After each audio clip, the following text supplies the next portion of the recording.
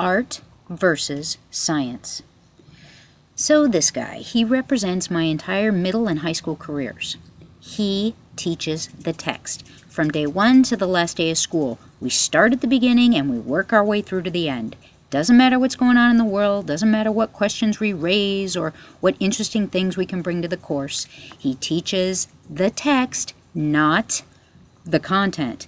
Yet, innovation, creativity, and a tolerance for risk-taking, these are strengths of the U.S. So how does that relate to today's kids?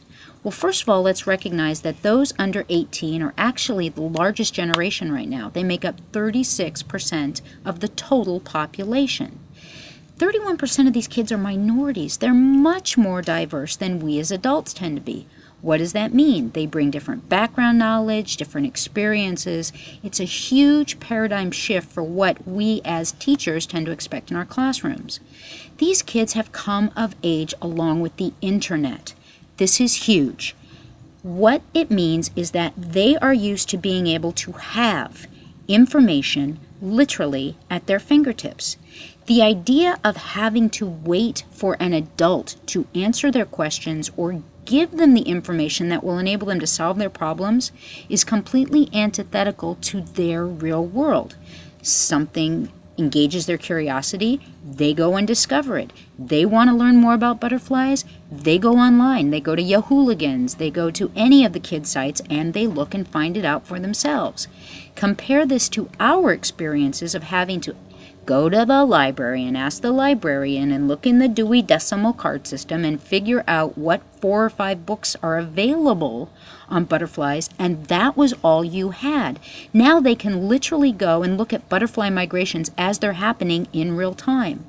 These kids are not used to having to ask permission or wait when a question comes up, and they are used to finding information that is real, not just put down in a textbook for them to read and then the kids next year to read. They're used to seeing real-time, real-world, authentic artifacts and the things that are being used by the professionals out in the real world. They're used to being able to manipulate. They do mashups. They collaborate. To them, the internet is part of their world, not some new add-on that they have to figure out how to work with. And to them, community is a digital place of common interest, not just a physical shared space. Playing tic-tac-toe online with some kid in Club Penguin is just as real as an experience as if they were standing in the classroom playing it with the kids sitting at the next desk. This is huge. This is a completely different way of recognizing the whole idea of collaboration with others. These kids are not used to being limited by time and space. Again, I go back to Club Penguin because it's so massive. You can log on and play a game with some kid on the other side of the planet. It is just as real an experience. There is no differentiation between here and there. Now, let's look at money. You can see the amount of expendable income that these kids are used to having. Well, what does that translate to us as teachers? It means that we're seeing kids who are used to being listened to. They are not used to having to sit quietly and not share their opinions. When you're having a say in whether your family buys an Astro van or this van or that van, it really does influence your experience in the world. Now, it's not just the teenagers, even the young children. They're used to having information at their fingertips. They're used to the freedom that comes with being able to study or look up things as they come about. So what does this mean for us? Here we are, teachers. We have a room full of these kids. What does it mean? It means we need to recognize that we can't just isolate the classroom, and we can't expect the kids to be passive participants. These are kids who are used to being a part of their world. You know, Dewey, and I'm paraphrasing, Dewey said that school is not separate from the world, it is a part of the world.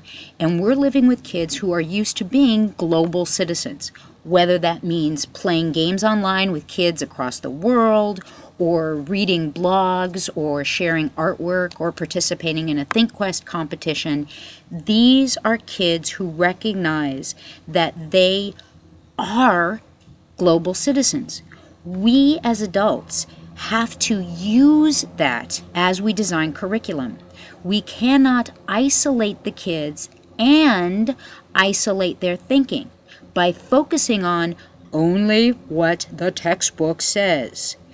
We have to design our own curriculum. The text is a resource.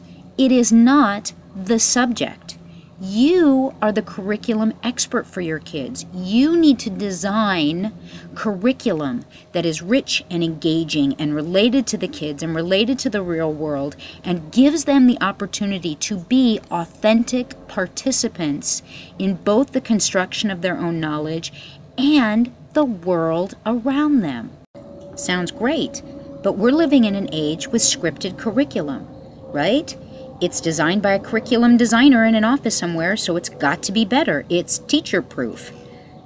Teacher-proof? What does that mean? Well, it's designed by someone who knows curriculum, so it's got to be scientific. That means it's better, right? It's been tested. It should work for all kids. Come on. How can someone sitting in an office a million miles away design for your kids? This is how I view curriculum, scripted curriculum. It's easy to buy, but you get it in the real world, and this is what happens. It falls apart. It goes into a million pieces because no one knows your kids the way you do. Scripted curriculum, curriculum in a box, textbooks, worksheets, these are resources. These are not the subject matter.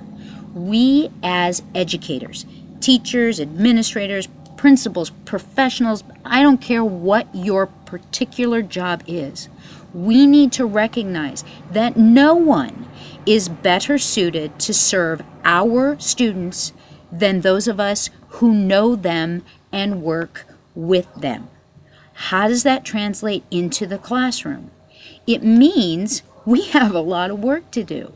We need to be looking at who our kids are and what they're bringing to the classroom and designing learning that involves them, engages them, asking questions that enable them to get involved in the learning, not just regurgitating, not just going through the motions. Here is an amazing example. Paperclipsmovie.com, the Paperclips project that was done in Tennessee, the curriculum.